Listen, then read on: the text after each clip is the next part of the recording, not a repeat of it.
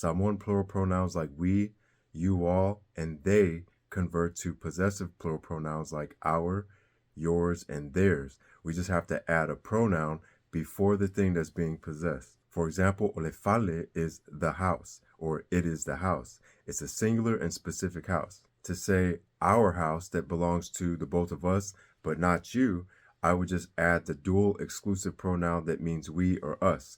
It's ma.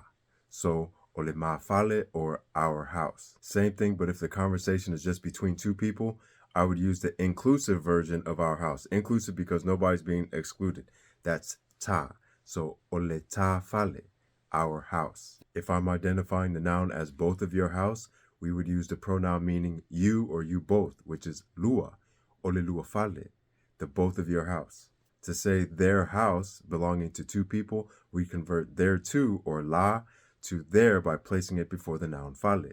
Now check this out. Ma, ta, lua, and la are all dual pronouns referring to two people. We don't do this in English. But when we're talking about three or more people, ma turns into mato, ta turns into tato, lua turns into to, and la is lato. The translation is the same, but instead of a possession belonging to two people, now it belongs to three or more people. Ole mato fale, our house. Ole tato fale, our house.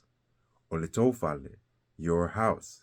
Ole lato fale, their house. Now these are all singular possessions belonging to multiple people, or one house belonging to us, y'all or them.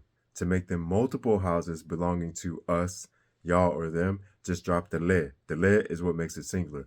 Ole mato fale, o mato fale. Ole lato fale, o lato fale, and so forth.